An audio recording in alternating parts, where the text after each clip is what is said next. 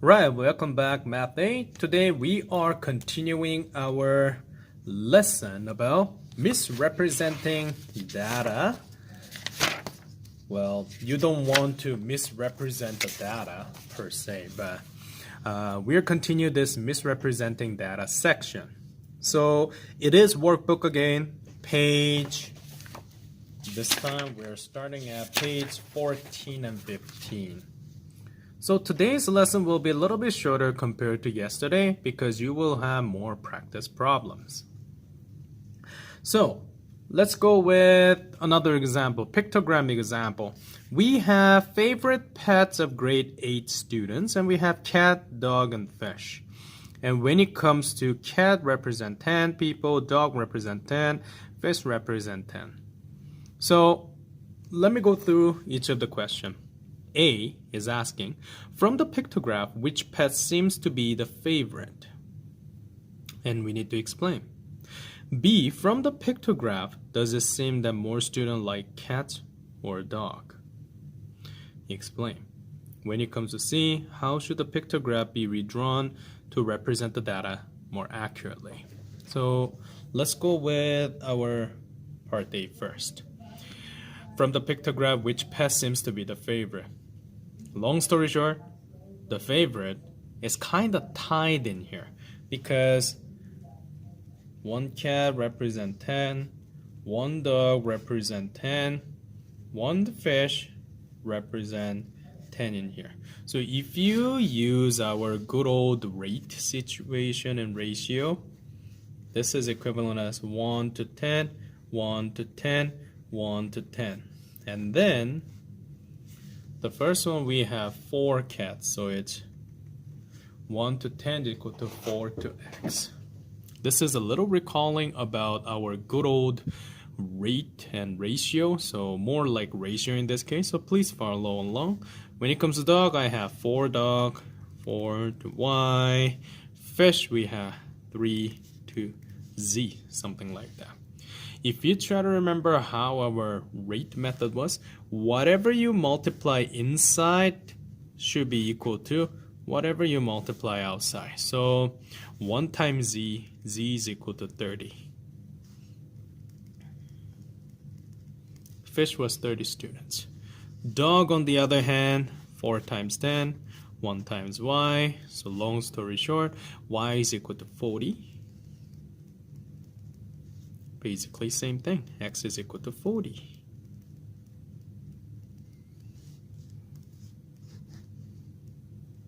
So we have all of these 3 categories. Now, here's the thing, ladies and gents. When you look at just the number situation, there's no favorite because technically dogs and cats turn out to be the favorite animals. But it's tied. But when it comes to fish, at least we know that's a least favorite. Statistically, that's a result.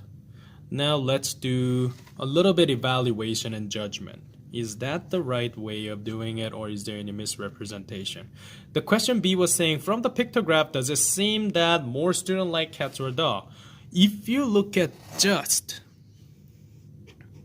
dog and cat part, can you see that the dog portion look larger than the cat portion? This is, I like to say, visual misrepresentation. Because technically the ratio that dog and cat has is 4 to 4, which is fancy way of saying they share the same vote, same actual vote. But was there any misrepresented bias going on because of visual misrepresentation? Yes, we do, because it has more length for the dog, it looks like dog has more vote. So that's why I like to say this is not the best representation. If I look at fish, that's even worse. If you look at just these two versus that, you may notice fish is the one that is prudent. It's actually come out way more. So let's answer C situation in here. C is asking, how should the pictograph be redrawn to represent the data more accurately? Well, here's the thing. How should the pictograph be redrawn? When it comes to pictograph situation, ladies and gentlemen, I want you to think that each diagram should share a same criteria. What I mean by that is, if I decided to do cat, I am not a good drawer. It's actually quite a fat cat. If I decided to draw each of them as roughly 2 centimeters, this length, or width in this case, better share for dog category and fish category. So if I were the one who draw the fish, I should draw, I guess I'm gonna draw Jewish fish. There you go. Should draw the same size of the diagram. It's kind of like to avoid any type of bias. So each diagram should share a same criteria in terms of its width or length, depend on what it is. In this case, width is something that I want to point it out. Then accuracy of the diagram will go up because you are representing the data without any type of bias pattern. That's what I want to point it out. What about another example? Let's look at example on workbook page 15. We have a computer sale, and at the same time we have graph A, graph B. From graph A, the first question asks, how many times more sale are there of desktops than laptops? And is this an accurate representation? The next one suggests, from graph B, how many times more sales are there of desktop than laptop? So we need to do some calculation, ratio, and how could graph B can be misleading. So let's look at, actually it's asked the same thing, ratio. Let's look at graph A. Graph A have desktops on the left side, laptops on the right side. We are comparing these two data. Sometimes I put dot at the top of the bar graph to represent some kind of level, 4,000, 2,000. So the proper way of expressing this, there's a two-way that you can do the ratio.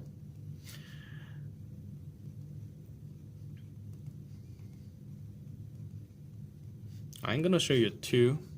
Ratio method one is the one that use column, the one that I just did. Desktop, dot, dot, laptop is equal to 4,000, dot, dot, 2,000. So this actually represents my data, except 4,000 and 2,000, I can simplify. Divided by greatest common factor 2,000, then you know, desktop, sorry, I'm just going to put DT, laptop, LT, that is equal to 221. That's one way of doing it. Other way of doing it is, well, how many times more sales? So first of all, you know that it's double. Let me just answer the whole thing. desktop sale was double of the laptop.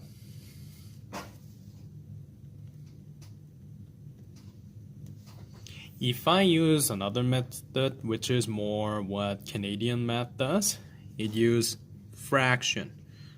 Desktop over laptop. Some people find it easily because if I put that, I can do my simplification already. Divided by 2000, that is 2 over 1, which is 2. Fancy way of saying, and some people like this method because it directly tells you 2 is a fancy way of saying you double the whole thing. So that's a fancy way of saying doubled. Now let's look at B. Long story short, ratio is identical.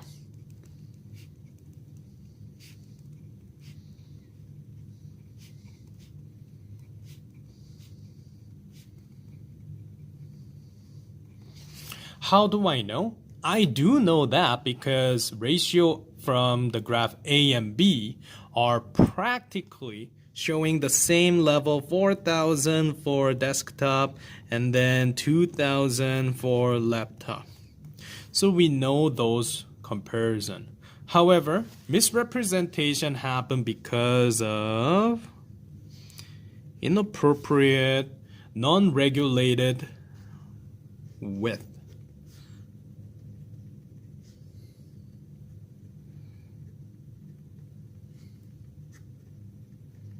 I can just say width guideline is vague. The reason being is just because you have more, that means people pay attention to more on larger prudent graph, if you will, or data. More attention will go to desktop category. So because of that specific differences, we need to understand that graph A is rather better choices because the only thing that people compare is our number. Major focus goes on your dependent variable. But on the other hand, when it comes to these two, just know the fact that people start to focus on more on domain. Domain is a focus in this case. Sorry, a space between, which in this case shouldn't happen. What we're looking this for is technically for my y-axis. That should be our main focus. But we cannot have that into a focus because of that unbalanced bias pattern that is going to desktop. That's why. Now let's do a little bit more lesson portion. Not as much, but just a little portion. So our next step is how can we critique our data representation. When you hear the word critique, that's a fancy way of saying we are evaluating, we are judging, and we are, how can I say, concluding the data properly. In order to do that, one thing that I want you to know is we need to move away from our subjective judgment. And that's tough to do, subjective judgment. And the reason it's tough to do is because there are several factors that let us use. Avoid any factors that let us choose and explain using subjective opinion. That's something that I want to point that out.